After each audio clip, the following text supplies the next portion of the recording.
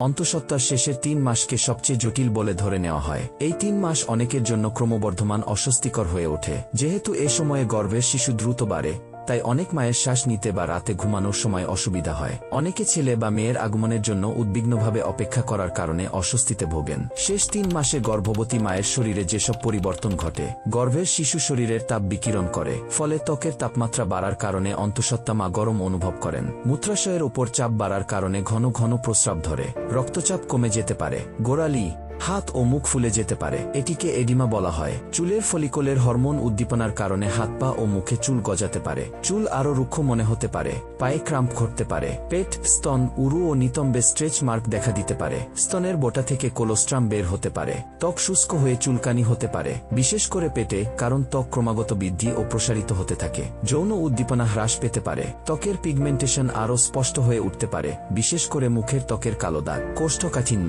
অম্বল ও বদহজম দেখা দিতে পারে, পিঠে ব্যথা অব্যাহত থাকতে পারে এবং তীব্রতা বাড়তে পারে।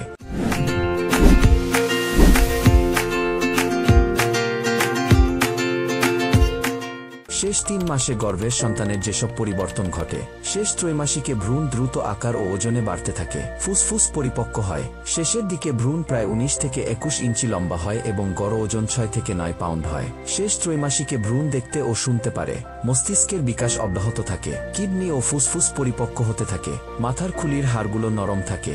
অনেক শিশুর চোখের আইরিশ স্লেট নীল হয়। স্থায়ী চোখের রং জন্মের কয়েকদিন বা সপ্তাহ পর্যন্ত প্রদর্শিত হবে না। ভ্রূণ তার বুড়ো আঙুল চুষতে পারে এবং কান্না করার ক্ষমতা রাখে। 38 থেকে 40 সপ্তাহের মধ্যে ফুসফুস সম্পূর্ণরূপে পরিপক্ক হয়। অন্তঃসত্ত্বা অবস্থার শেষ কয়েক সপ্তাহে মাথা সাধারণত নিচের দিকে ঘুরতে থাকে। শেষ ত্রৈমাসিকে গর্ভবতী মায়ের করণীয়: ভ্রূণের সঠিক বৃদ্ধি ও বিকাশের জন্য এ সময় মাকে অবশ্যই যথাযথ পুষ্টিকর খাবার খাওয়ানো উচিত। Protein, folic acid, iron, vitamin D, magnesium ও ক্যালসিয়াম জাতীয় খাবার তালিকায় পর্যাপ্ত পরিমাণে রাখতে হবে। অতিরিক্ত ক্যাফেইন, যেসব সামুদ্রিক মাছে মার্কারি আছে এবং অ্যালকোহল পান থেকে বিরত থাকতে হবে।